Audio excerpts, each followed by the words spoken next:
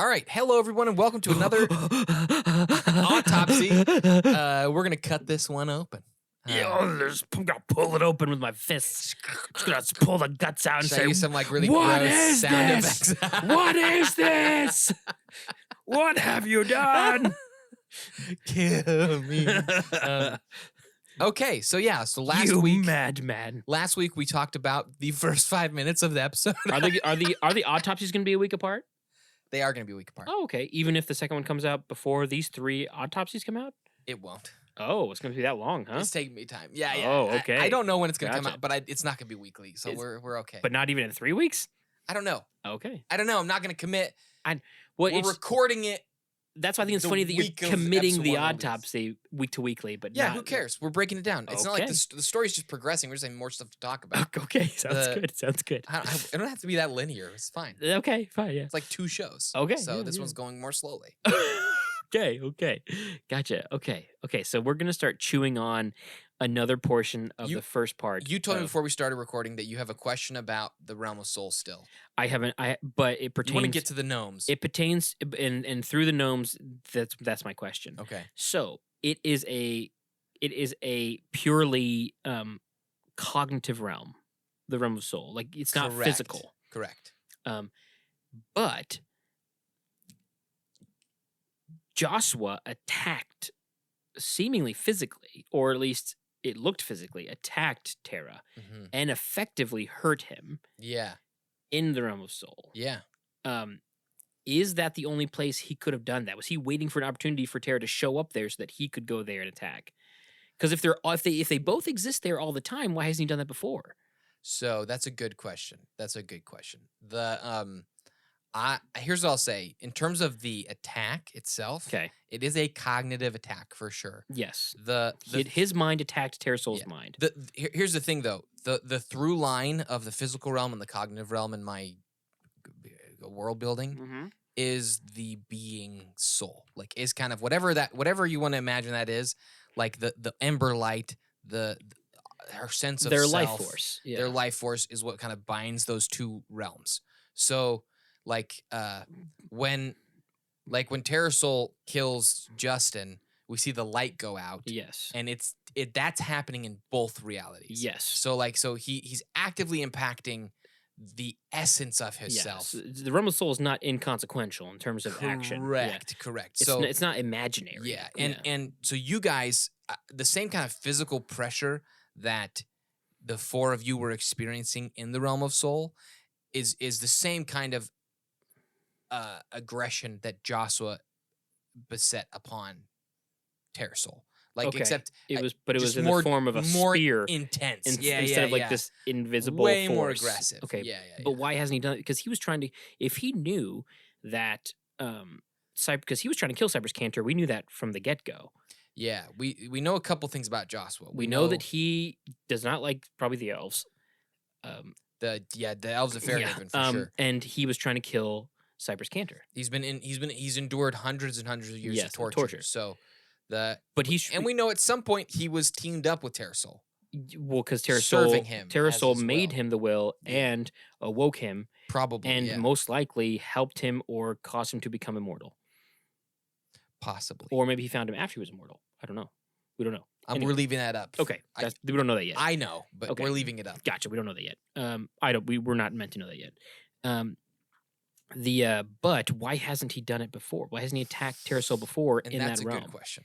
But you don't want to answer it yet. You have the answer, but you don't know. I think your speculations aren't too far off, but I don't want to give it all away yet. Like I said, I don't know how much Josh was going to be in the next season, and so except for he's hunting Joan down. We don't know that.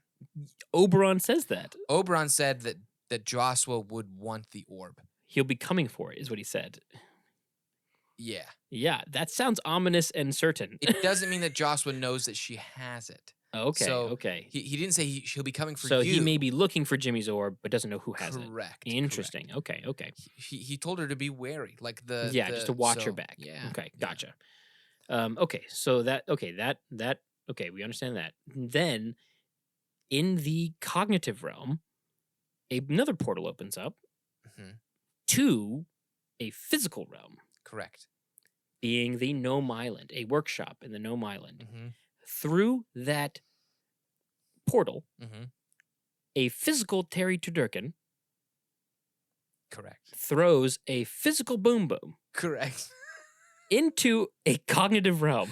I don't want to talk about that part yet. What do you mean you don't want to talk about that part? I'm just saying, you're gonna have a lot of questions about Terry that I'm not gonna answer.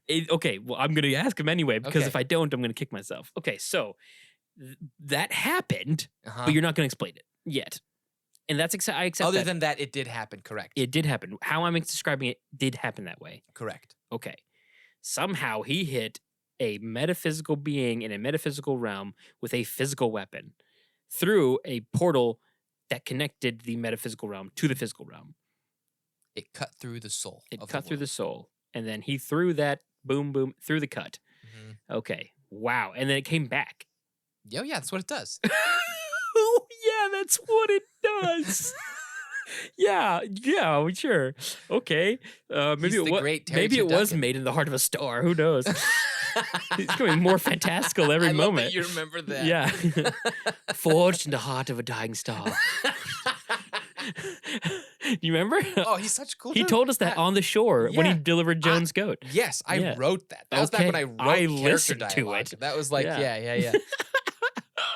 Okay, so anyway, so that happened. Terry's like, quick, through the portal. And so we were like, okay. And somehow we're released from is it because it's when he's attacked that we're Yes, released from the that oppression? is exactly correct. And it's when he's attacked by, and he's Basically like he had you guys pressured with concentration. He's simultaneously attacked by Joshua and then by Terry. Yes. Terry hits him. Yes. He gets a lick in. Yeah. Which I wonder what that feels like, having your mind hit by a physical weapon. That's got to not feel good, right? Or maybe it doesn't feel anything. Maybe the weapon doesn't feel good. He roars. He does roar. Yeah. Wow, that would hurt. Just taking a boom boom to someone's brain, but not their real brain, their brain. I mean, he is like the most intimidating, powerful being in all of Altera. So, Yes. Yeah, it's a boom boom, but come on. It's a boom that can travel through planes of existence and hit things that aren't there. That's what's amazing. Okay, anyway, so we were like, oh, yeah, sure. By the way, I've been writing and imagining lore for Terry Turducken since season 1. Good. That I haven't touched or brought into the story. I'm so excited. I have questions. And I don't know if I will. I really love Terry. He's kind of like mine. And so Yes. I'm very cautious. I like how much about him I want to go into. Yeah. Awesome. You're like, I hate you. No, I'm excited. I love it. I love the mystery. Just makes me love him more, and his amazing ability. Sorry, I keep burping.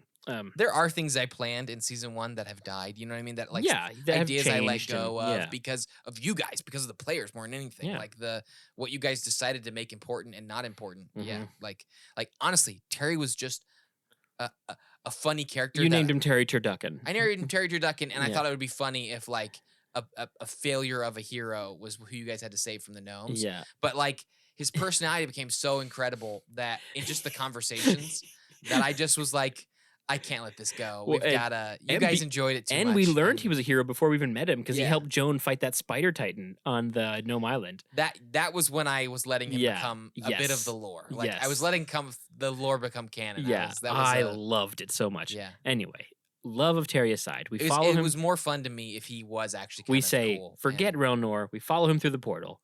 Yeah. And you guys just forgot Relnor. we didn't forget. We just didn't know what to do. No one made an active It thought. was every man for himself. It was My favorite moment was when Aaron goes, Relnor.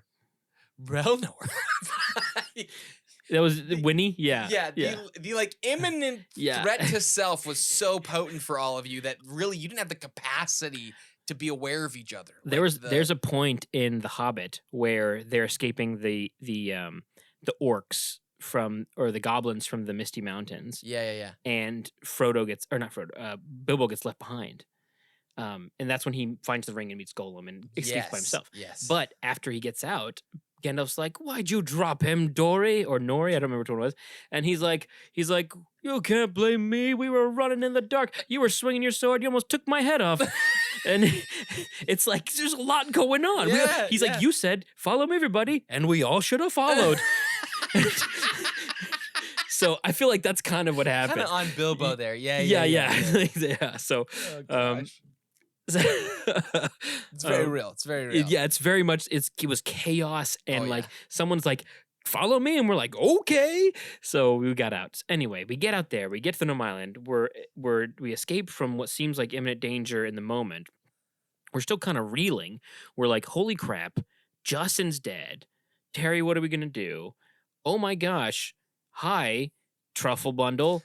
You made your first invention tore a hole in the soul of the world." That was the minute that that his storyline became entwined with Terry Turducken. He became like, amazing. In my head, I went like, he's gonna be incredible the next time I meet Terry him. now has the best inventor and the best butler in the That world. was the like in my head. I was like, the next time we see him, I don't know when it will be, but the next time we see him, it will be. I'm excited to see what Gunter can do, because I feel like he's going to be very much an Alfred, where like it's like Batman's amazing, and all of a sudden we see Alfred like building like technology. I've not it's spent a like- lot of time thinking about Gunter. Gunter Okay. is a hype man. Pretty much, that's it. I could just see him being more and us not knowing it. You know what I mean? I could see him being like the Robin to his Batman, and like just being like yeah, Here's almost like an ace in the hole. I ditched this, but early on, after after the second time you guys chatted with Terry and he told you big stories and stuff, Yeah. like, I let this one go somewhere in season 1. But initially I started thinking it'd be really fun if Terry Turducken was like the Dread Pirate Roberts, where like where there's been a bunch of Terrys. And so he's not immortal, but he's existed forever. Yeah, that was like the idea. I ditched that. Is so Terry immortal? I'm not answering that question. I don't think he is. He is not an immortal. Like so in the sense of the orb carrying ones we know of so far. Yeah. Okay. He's not like Oberon, Justin, and Jimmy. Now this was something this was a question I posed on the Discord, just food for thought, and I'd like to ask you, can and maybe you can explain some of the details of how this works. Can immortals be scarred? So do they heal automatically, or do their wounds exist until they perish and then they start anew? So here's how like I decided to mechanically design my immortals. Okay. So this is my immortal magic. It's 100% necromantic. So I got the whole idea about immortals from liches. Okay. So like in D&D and old school history, fantasy, whatever, the lore and myth, like the phylactery is typically some kind of crystal that holds the soul of the enchanter, the wizard. And the orbs act as those phylacteries. Yeah, okay. and the idea is that like a lich can never die so long as their soul remains in the phylactery. Gotcha. So like you can defeat its body, eventually it will rise again because of the phylactery holds really who it is. But but whereas the Horcrux, like it's the same thing that J.K. Rowling used. Whereas the liches arise as an undead, these immortals arise as living beings again. So yeah, like so for me, I ditched the whole like dark evil crystal thing, and I honestly wanted to approach necromancy without denoting a bunch of like. It almost seems like a phoenix orb. Yes, that's that is very much like what it is. So so when one becomes immortal, they acquire the Amber Stone, and they have the chance at any point in time that they have the Amber Stone to forfeit their soul into the orb. And once they do that, they make that bond with the stone. And at that point, they become immortal. At that moment, they're becoming immortal. So what that means is they're reborn when they die. But to be clear, in the moment, they won't feel any different, notice any difference. It doesn't grant superpowers or instant healing. They wound, they age. Correct. They hurt the exact same as a normal person. You got a bad diet, you're gonna get fat. Like it's But when you die, you revert to the point when you released your soul. Yes. Okay. You revert. So it's like it took a picture of you and brings you back there. Only here's the difference. It's like a save point. It brings you back, but like with like in perfectly healthy conditions. Yes. So if you were unhealthy when you gave your soul. Yeah, my favorite example is Harris. So like if let's say Harris became, he'd have a hand again. If Harris became mortal, he'd have a hand, a leg, and an eye. Yeah, he'd have all his body parts Unless he didn't back. have his eye. No, he would still have it. Even if he didn't have his eye when he'd be completely all physical like malady would be fixed. You maintain the age. Yep. But you get the perfect physical version of that. Correct. snapshot in time. Yeah, yeah. Interesting. So And my little wrinkle of if you've got a beard, you lose the beard. Oh, okay. Yeah, yeah. You come back nude and bald? Nude and face shaven. Just face. Yeah, that's just the fun part for me. It just made me laugh. What about legs? Armpits? It's a little nod to Sneak Attack. Bikini? I don't know. I'm not going into that detail. No. Nothing else. Just the beard. Okay. Yeah. Interesting. Very, very Superman. What was I going to say? You're not gonna have long hair. It's short hair for sure. It's yeah. always short, or as long as it was when you. No, it'll be short. Yeah. Always short. Yeah, like kind of like your length. Like just even if kinda, you had long hair when you originally gave your soul to the orb. Yes, Interesting. yes. Okay, so the orb has like a preference. It's like I want you in good shape, clean shaven, and with a You're not hairless. fresh cut. Yeah, you're not hairless. Yeah. I wish you would be. That'd be funny. Yeah. Okay, so it is possible for an immortal to have scars then before they perish. Like Yeah, they get wounded, they heal like in a normal, and they don't heal super quickly. They heal at a normal rate of a normal human Yeah. or whatever being they are. Correct. Okay. Yeah. Gotcha. So, because when someone asked if Terry was an immortal, I was like, he has scars from when he was attached to that rock, to the statue. Yep. So I was like, can immortals have scars? Because if they can't, then Terry can't be an immortal. Yeah. But that throws that out the window. It's like the inverse of the genie from Aladdin. Okay. It's like, ultimate cosmic power, itty bitty living space. I'm like massive, huge living space, just regular Tiny power. cosmic Like, you know what I mean? power. Like, Yeah. like you're just still mortal, like in every way, but the fact that You're just reincarnated as yourself come back every time. Yeah, with the same mind and memories and all that. Yeah. So Interesting. And you have memory of everything between your mind still retains correct its place. Like Yes. your mind doesn't reset to when Yes. you gave your soul to the orb. And for me, that is because your mind is connected to the cognitive realm. So okay. So when your soul is kind of the through line, right? Yeah. And so your soul enters the orb, and so your mind is connected to that. And also that's also why you don't travel back in time. Correct. Like you were reborn into the present place with your present experiences, intellect, So like understanding, memories. If Harris became an immortal, Yeah. he would probably die more regularly than most immortals because he's already old. So just as far as like longevity of life. Yeah, he probably would he'd last longer than most people because he's in really peak physical condition to start with. But he'd probably die of old age more than most immortals. Not that would matter to immortals, but no. Yeah. Okay, so interesting. So did you say if Terry was an immortal or not?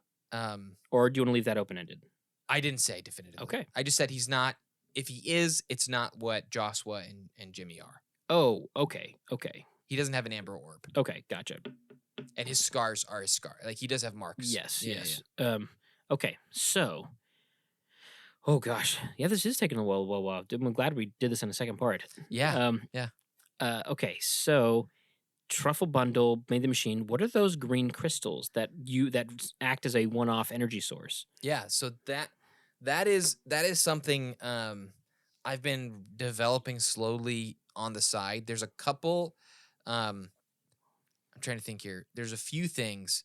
It definitely is connected to the amber orbs. Okay. In the sense of there's kind of a set of chromatic stones in Altera that I've come up with. Are those like a raw form that the stones are then created from? They are not the same stone. Okay. So, but each of them does something super powerful, and so that they all have some kind of connection to the soul of the world. Okay. And they're each. Does it have to do with the really unique? What were they called? It was hard to kind of understand in the language of the Krogman. You mean and he's probably more like an owl, like some kind of like spindly owl. Oh, okay. But his name was Iraq. Yeah. And I and guess he could have been crow-like though. The Aether.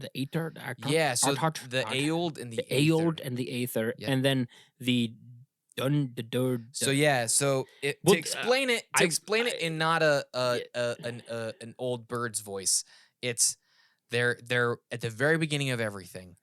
The world was made up of two essences: the Auld, which is the earth, the mountains, the trees, and the Aether, which was the sky, the wind. Auld and Aether. Yeah. Okay. And the two of them basically are everything.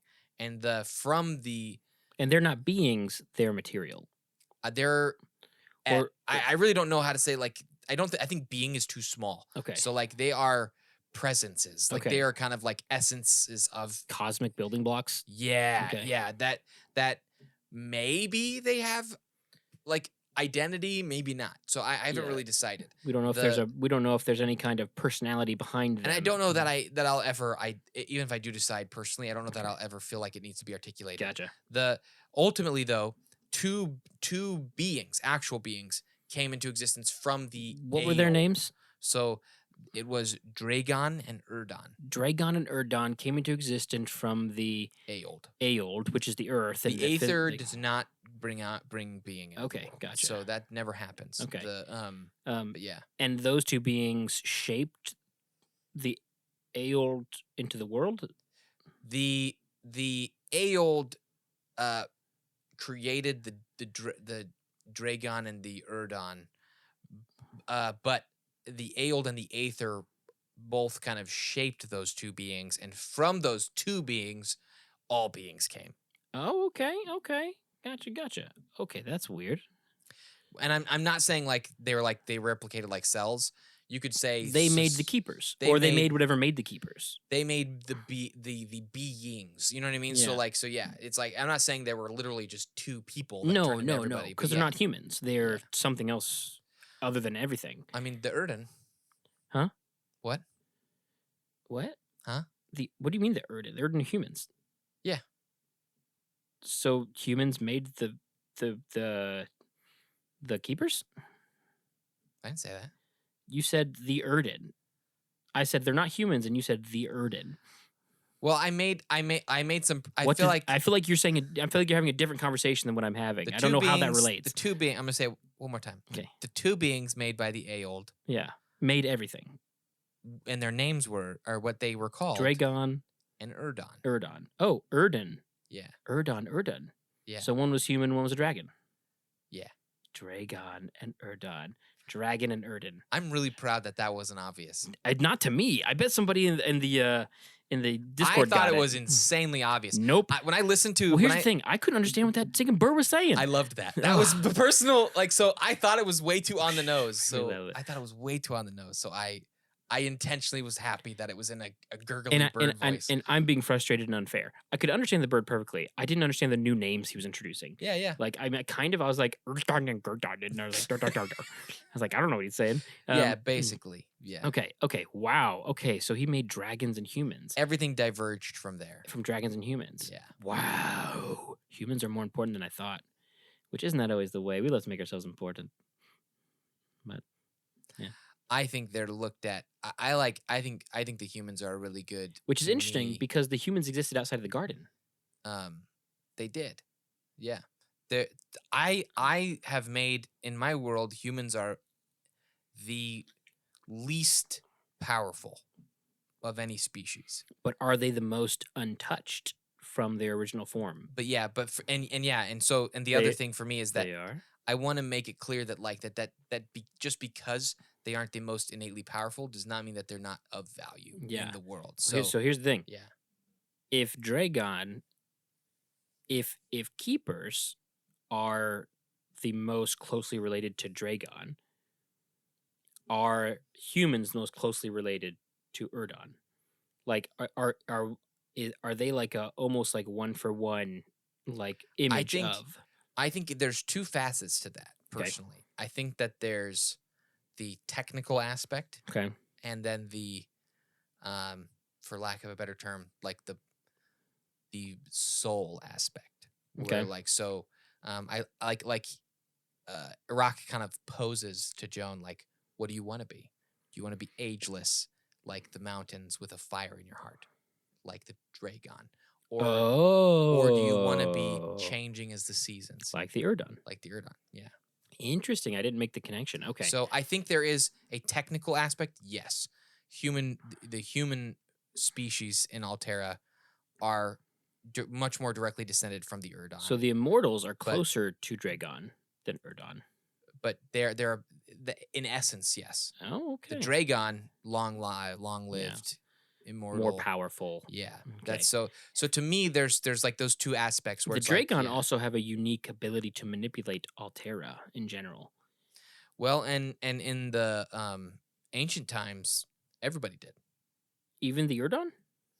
I mean, yeah, the dwarves, the elves, Oh, I didn't know that. that's I like, thought that was exclusive to the Keepers. no, so like everyone was awakened. Like that in that society, everyone was awakened. But at some point, they split and the humans became separate from everyone else in the garden. So Terra Sol basically when he established Altera, Which was after most of his people were wiped out by the yeah. Titans. Yeah. Okay. He created those rules. Interesting. So the origin of our world was a precedent set by Terrasol. Yeah. Interesting. Okay. Okay. Not the Aeold and the Aether. That was way before. Way older than way him. before. Yeah, Okay. Way older than anything. Yeah. Interesting. Okay. Cool. Awesome. So yeah, don't know what's beyond the mountains. No one's awakened. That's all Terrasol. He set that up. Interesting. Okay. I want to go back to the gnomes for just a moment because I want to kind of move through the rest of the first part before we really dig into more of Joan's story. Yeah. But that was a nice little tidbit into it. 5 to 10 minutes. Okay, I think I don't have a ton more questions because Terry was the biggest part of my questions in that. And you either couldn't answer or wouldn't. Yeah, that's what I mean by couldn't. Sorry. Yeah. You wouldn't answer and you did answer where you could. Awesome. So they rip open another portal, but this time not between the Realm of Soul and the physical realm, but through the physical realm to another place. Yes. They rip a hole through space. Yeah. In the physical realm. Yep. I'm curious how he can control that. Like, so real quick, because we established in the last autopsy that your minds were the only things that were in the realm of soul. Your physical bodies were still in the tower. So technically speaking, he pulled our physical bodies from the bottom of the tower into the Gnome Island. Correct. So technically speaking, he did pull through space. But we saw it in our minds. Mm-hmm. And he called to us in our minds. Mm-hmm. And he still flung a physical boom mm-hmm. into our minds mm-hmm. and hit Terrasol in his mind. Mm-hmm. And our minds ran out. And that's what allowed our physical bodies to teleport? Yeah. I mean, I think it's worth noting that we never hear about what the portal looked like from Terry and Truffle Bundle's vantage point. True. So if for all we know, he could have thrown a corporeal boom or a metaphysical boom, but you said it was a physical boom. Yeah, I did. Whoa, that's pretty big. That's pretty big deal. Okay, so that's still pretty cool. Okay, awesome. So then we are sent physically without any connection to the realm of soul that we're aware of, just physically through to. Oh, hold on. We go like, hey, this guy killed this guy. We need to find out what's going on. Something's wrong. And he's like, oh, those silly dragons or those silly keepers. He's like, they think they control everything. They don't say what happens to our world. Gods. They're not gods. Yeah, yes. Yeah. Terry knows so much. Not only are his abilities crazy, but his knowledge goes beyond what any normal person on Altera should know. When you guys meet up with him after the first Titan battle, at that point I knew who he was. So I made a lot of decisions about Terry before you guys had that camp with him. Does his knowledge have anything to do with the vision he saw when he touched the goat statue? It is very connected. Okay. He's very connected to the ancient stones. The history. Okay. Yeah. Interesting.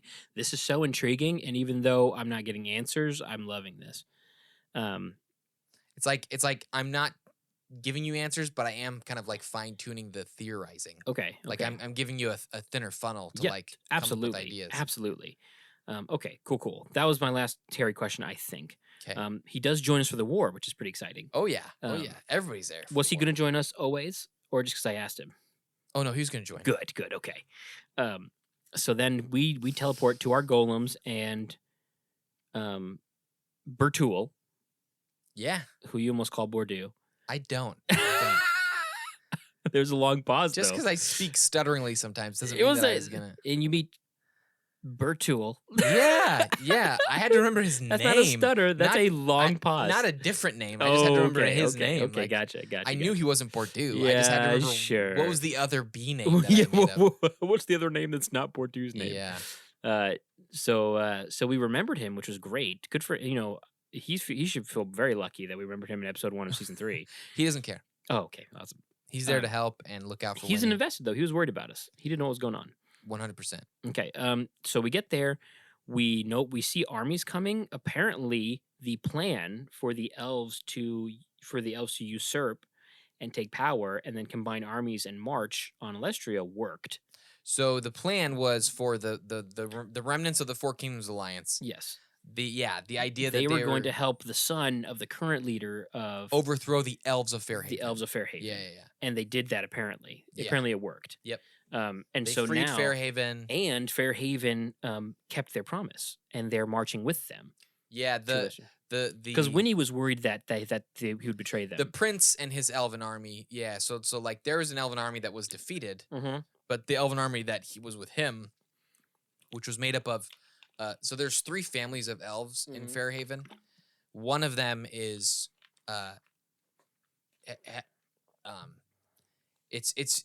so all 3 of them have the ability to use the blood bond to compel humans to obey them, but one of the 3 doesn't have that much. Okay, they don't have as much influence. It's kind of like the purer your bloodline, the more influence you have over yeah. the Erden. Yeah, so the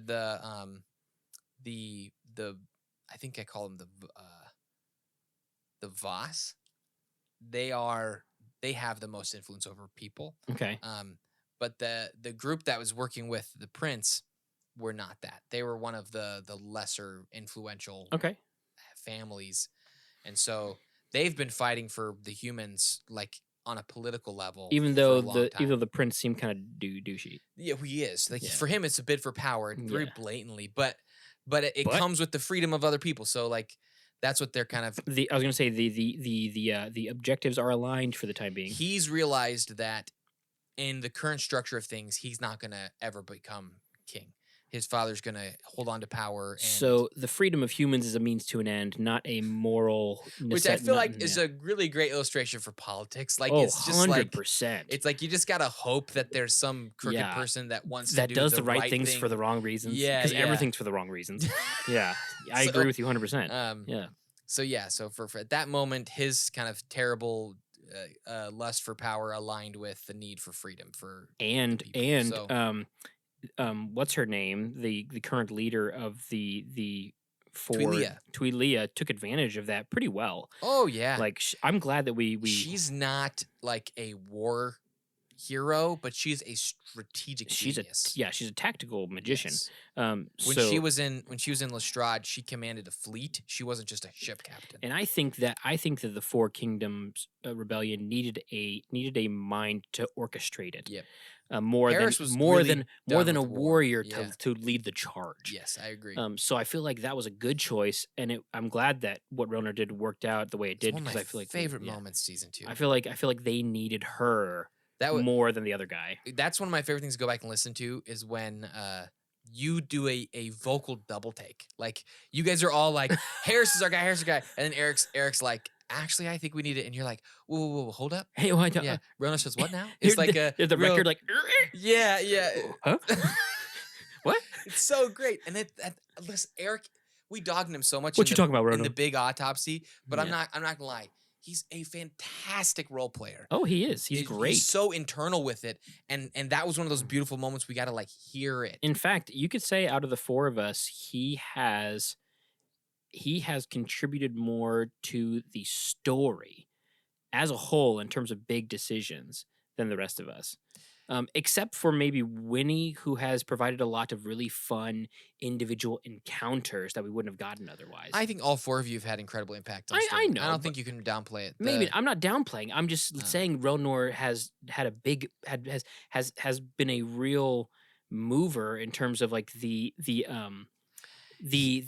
crossroads. He has been titular to some of the story points, but I don't think it's necessarily a player thing as much as it is a character thing. Okay.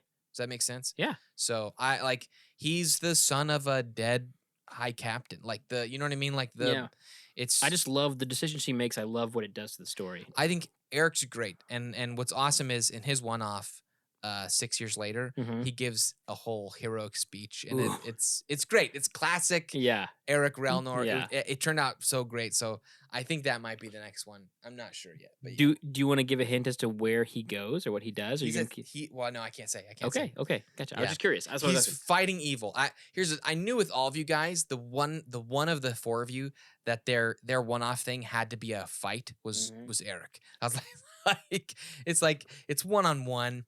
He has a hard time. I kind of get a balance of both. I kind of get a little bit of action, a little bit of role play. Yeah, but Winnie and Eric primarily role play. Aaron and Kelsey, it's a lot of world building, role playing, getting to experience their characters in a different environment. Well, I'm glad Ronar gets that because that makes sense. Okay, so we get back to Alestria. The armies are coming. Everything worked out well for the Four Kingdoms rebellion. Yes, ultimately, yes. And we see them coming. Now, you do say the Bloodbreakers there with a sizable force. Oh yeah. When what was his name? The Bloodbreaker. Targrave. When Targrave, the Bloodbreaker, spoke to Winnie, he had mentioned that he was only going to take a small force. Was that to the elves? Yes. Okay, and then when that worked, then he called on everybody because there would be more because they'd be free. Yes. Yeah. So he only took the most willfully powerful of his forces to the initial confrontation. He didn't want to take people that would not be able to handle it. Yes, that makes sense. That would be feeling the pull from and really the only reason that they were able to join the fight in the first place is because the prince was on their side. So he was able to use his influence. So they had their own will alongside a lesser push from a lesser house. Well, the prince isn't part of a lesser house. Oh, the prince was full. He's full, but all his troops are from that lesser house. Interesting. Okay. So yeah, I think we need to keep an eye on him in the future. I think he could turn out to be not so great. Oh, for sure. Even though, absolutely, yeah. Okay. So could Twi'lea. These are checkered characters. I feel like Twi'lea has more potential to, I feel like I could see her actually giving up her authority at the end. So yeah, to me, she's the picture of the perfect bureaucrat, where it's necessary in times that you need them, but you don't know or the perfect strategist, for instance, Churchill, right, was one of the best leaders during wartime, not super great during peacetime. Yeah. So so it kind of depends. But I think that we can definitely say that Twi'lea's motives are light years away from that elf's motives. Oh yeah, she's way more more everyone thought okay. Yeah. She's definitely less egocentric, which I think allow us to expect and probably guess how things might go when things are over. Yeah. If she's doing stuff you guys don't like, it's not just for herself, it's because she thinks that's she what's thinks needed. It's best. Yeah. Correct. Okay. Cool. And I would say Davi probably falls, if she's alive, falls under that category. Because she could have gotten crushed under. Michael Reed is also another one of those. She could have gotten crushed under the giant dragon that popped out of that freaking tower. I think Michael Reed would be a fascinating enemy because he's so friendly and he's helped you guys so much. Yes. So, but he has no allegiances to you. I was going to say he wouldn't think twice about stabbing one of us in the back or stealing something from you. Yeah, absolutely. So but getting back to he might feel bad about stabbing Winnie, but it wouldn't stop him. Getting back to the actual story, the Cypress Cantor goes full dragon and transforms into. I'm heading to the tower. In my brain, that was perfect, by the way, because I was always planning for him to emerge from there. But you're I'm gonna fly it there, and I go, yeah, you want to? Yeah, go ahead. Here was my plan. My plan was because I always wanted to just fly and break something. That was the whole time we're there. That's all I wanted to do. So I was okay, I'm gonna fly. I'm gonna break into I'm gonna ram the tower, and I'm gonna use it as a perch in my sniper form to pick off bad guys. You know what I mean? Kind of over. I wanted to get a lay of the land of it. So I'm I'll knock it over. I'll land on it, and you're it falls over, and I'm great. That's what I was gonna do. That's perfect. You even said I was that's fine. Part of my plan. Yeah, great. And that dragon comes. And then you said something emerged. I was crap, a titan. And then you were a draconic, whatever, the true form of Terra Sol. Yeah. And I was oh crap, that's not a titan. That's a dragon. It's fun for me because with each of the Titans, I've kind of made it so that they're all kind of like some kind of monstrous version of themselves, just overblown. Yes. Outside of the first 3 that we encountered, We don't know what they were before. Yeah, yeah. So they could have been. It could have been a spider, a lizard, and a cow. Yeah, but you got like the Orang becomes this giant desert monster with a huge cannon. You know, those are those tiered. Those are those. Excuse me. Sorry.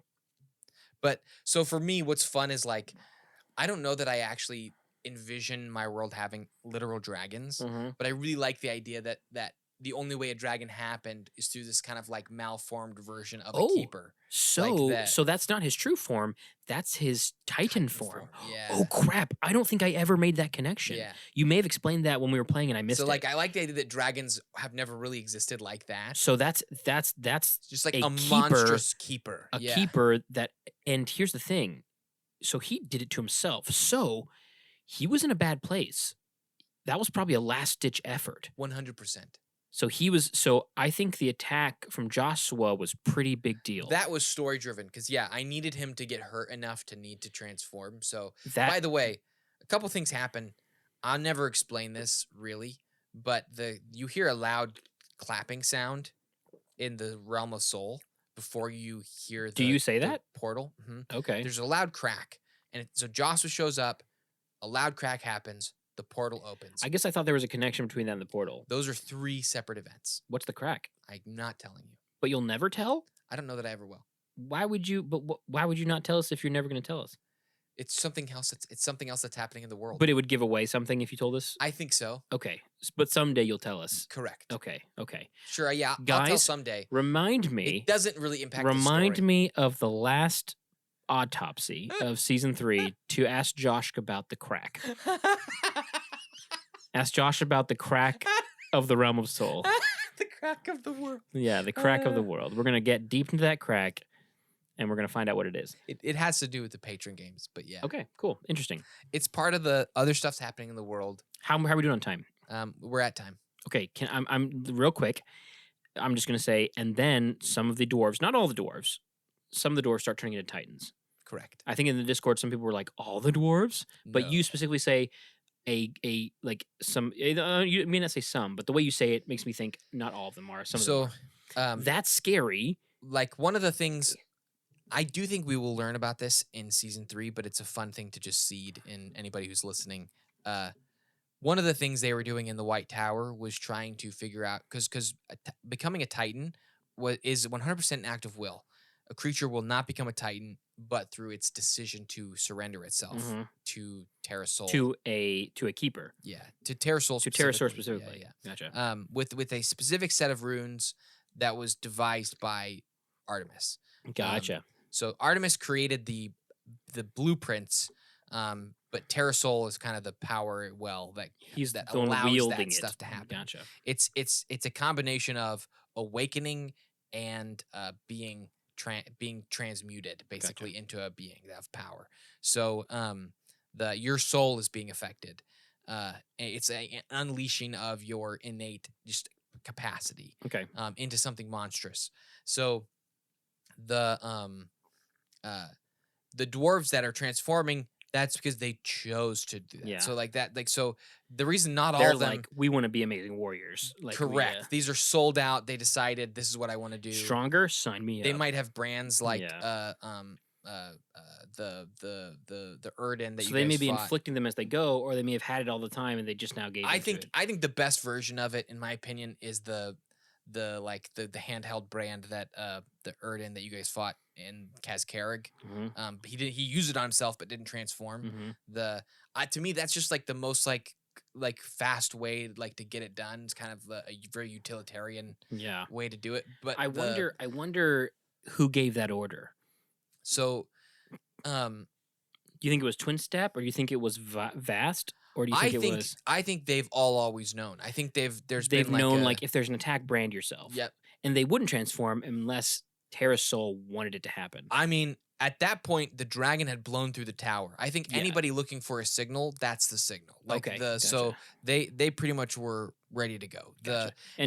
And so was Terra, apparently. And to be clear, when Terra Sol was making petitions to Winnie for her to basically surrender to him I think he hoped that she would become a Titan herself. Mhm.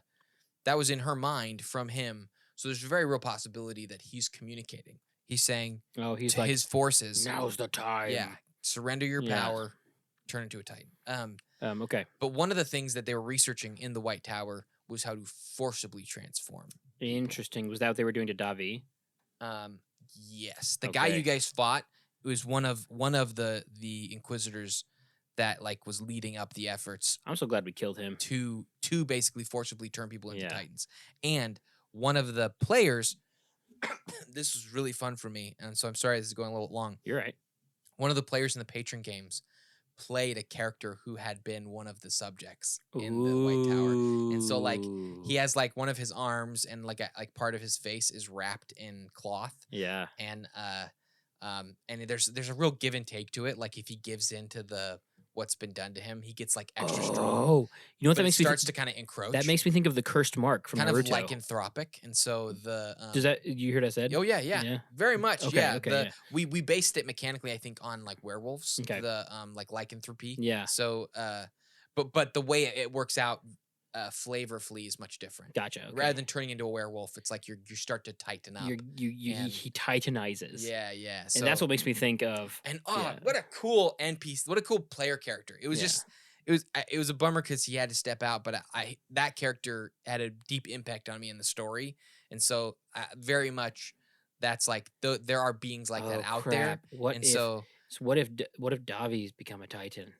Or become one they of those did not Titan... have the time to do that to her. So I wasn't sure if they were trying to break her mind and forcing her. Okay, and forcing her to accept the surrender. That is part. Like okay, gotcha. But like so I think it will be fun at some point in season 3. I do want you guys to encounter someone.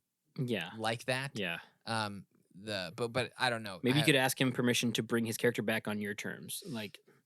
Well, no, and here's the deal with the patron games. I don't think any of the player characters will be ported into the canon of the story. Okay. But there will be NPCs that I base on player characters from the patron games. Okay. Or that I use as kind of as influences for a character. Yeah. So, like in the Bloodbreaker campaign, there's a character that's a monk named Lackman, and another guy who... This is the monk that refused the orb. Yes. Refused immortality. Yeah. The one referenced in Jones 6 years later. Correct. So his character is Ander Lackman, I think, and then there's a wizard who a warlock who had made a deal with Terra Soul, and was kind of in the very beginning stages of giving into Terra Soul's power to eventually become a Titan. But he had to leave the campaign, and so his player character ended up dying in the story. And then there's a third one of my absolute favorites. His name's Henry, and he's this large ranger that's been living on his own, doesn't have a real good sense of self-worth. And has kind of backstabbed his friends in the past. And but he kind of turns his life around and is trying to like help the party as a way to like make amends. But he ends up his main weapon ends up becoming an arm from a stone golem they defeated. And so he's got this like golem arm he uses as like just a club. And so I do have an NPC I created that it is a magic user named Lackhand. Who has one arm that is made of that is a golem arm. So it's like interesting. So you kind of combined a couple. Yeah, like I meshed some stuff together. That's kind of what happens. Okay. It's like so I've taken some of the player characters from those games and just gone. I like this idea. You've allowed them to inspire. Fun. Yeah, 100%. Okay. So yeah, but I haven't 1-to-1 ported any of the player characters. I feel like we're gone over, but we've gone way over again. but in the next one. Next week, we will talk about Joan, and hopefully we'll be able to squeeze that all into one. We're going to go to the frozen north. Wow. All right. Thank you, guys. Thanks, everybody.